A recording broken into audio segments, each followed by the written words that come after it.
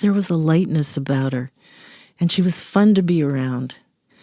She also had a very vivid imagination. When I was a little girl, she introduced me to the secret life of our dog, whose name was Biscuit. Now, everybody loved Biscuit, but not everyone was privy to her secret life.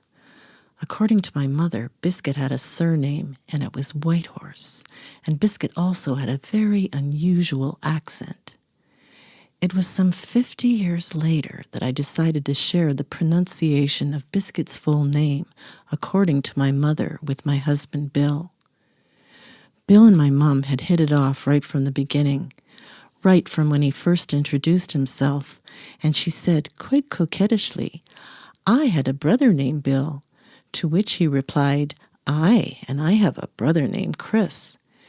It wasn't too long after that my mom took me aside and said, "There is no too much wrong with that laddie." So I decided to bite the bullet and share the voice of Biscuit the way my mum had once demonstrated it for me. "Bashkat, Whitehorse," I said to Bill, somewhat sheepishly. Bill, without missing a beat, said, "I think she was channeling Jimmy Stewart." I loved his deadpan delivery, and I think he was absolutely right. There may have been a lot of fun and games as a child, but that didn't mean that I didn't respect her. If I wasn't doing too well at school, a simple and direct, "You'd better pull up your socks," would be all the motivation that I'd need. I remember what a great storyteller she was. I'd never met my maternal grandparents because they'd passed away long before I was born. But through those stories she told me, she made sure to keep their memory alive. Her mom's name was Christina, but everybody called her Ma Green. That part was never explained to me, and a bit of a mystery, considering her last name was Brown. She was a great admirer of the Scottish poet Robbie Burns, and whenever anything came up in their lives, she always had a quote from Robbie. She said that her mom was very hospitable, and it seemed as if everyone she knew felt comfortable in their home. Her father, Angus, was friendly, but a bit more reserved. He'd served in World War I and fought at Vimy Ridge. My mum was quite sure the whole experience had taken quite a toll on him. She really appreciated the carefree times when they'd go to Shea's Theatre, just the two of them, to see such performers as Red Skelton, Cab Calloway, George Burns, and Gracie Allen. She told me how the movie 42nd Street had changed her life. After seeing Ruby Keeler, she couldn't wait to get home so she could tap dance on the top of her roof on Grange Avenue. My mother tap danced on the roof the same time her brother Bill was playing hockey with his friends. She told me how Uncle Bill was a huge fan of Bing Crosby and how he could sing just like him. My dad and Uncle Bill would spar regularly as to who was the better singer, Bing Crosby or Frank Sinatra. Uncle Bill would be rooting for Bing, whereas my dad remained a die-hard Sinatra fan all his life. My grandmother Christina, my mum, and Uncle Bill all came from Scotland on a troop ship after the First World War. My mum told me how she developed a fear of being on boats after she witnessed a burial at sea as a small child. Then she met my dad, who loved sailing, and he convinced her to go sailing with him, and she ended up loving it just as much as he did. When they were first married, they lived on Bastido Avenue in Toronto. He convinced her to move to a farm with him with an apple orchard, he and his extended family. So my parents, my Aunt Ada, Uncle George, my grandma, and my cousin Carol, and I all lived in the same house together. Actually, my mum, dad, grandma, and me lived on one side of the house, and my Aunt Ada, Uncle George, and Carol lived on the other side. My mum had lived in the city all of her life and was so surprised at how much she enjoyed living on the farm. I scarcely remember it because I was just a toddler. My dad and Uncle George, who bought the farm, ended up selling it, and our property was subdivided into a whole block where bungalows were now being built. This was the beginning of our life in the suburbs. But this was not the life that my cousin Carol would have chosen. She was devastated to see the farm go. I think my mom was the only one who really understood how Carol felt.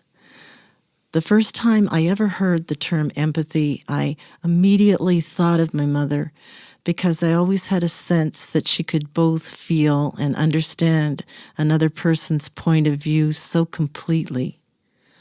Both of my cousins, Carol and Marion, had a special rapport with my mom. When Carol, Aunt Ada, and Uncle George moved into their new home, my grandmother moved into the front part of the house where they once lived. Sometimes my mom and dad would go out dancing on a Saturday night, and Grandma would be my designated babysitter. She often disapproved of my parents going out and would say things like, "Why don't they just stay home?" in her distinctive Finnish accent. But after a while, she'd start to enjoy hanging out with me, and we'd watch Lawrence Welk together and discuss which Lennon sister we liked the best.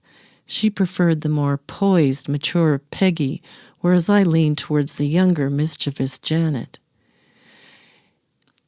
It wasn't always easy for my mom to live in such close proximity to her mother-in-law. My mom and dad found a way of working around this. My mom would often say, "Let there be spaces in our togetherness." My mom and dad and I would often go sailing in the summer, skiing in the winter. My mom and I also had a lot of times when it was just the two of us. I used to love going to church with her when I was a little girl. When I was a little older, I remember we'd go downtown and walk all the way from Yonge and Front Street to Yonge and Eglinton. I remember how colorful and exciting it was to walk through Yorkville in the hippie days, and how we marveled at the shops on Bloor Street a couple of decades later. My mom and dad traveled quite a bit, and after my dad passed away, she continued to travel with my Aunt May and her other friends. We also went on many wonderful trips together. I'm so glad she saved New York for me. She'd romanticized about it all of her life, but waited until she was 83 to finally go. We went in the spring and autumn of the year 2000. They were our last two trips together, and they were everything we could possibly hope for and more.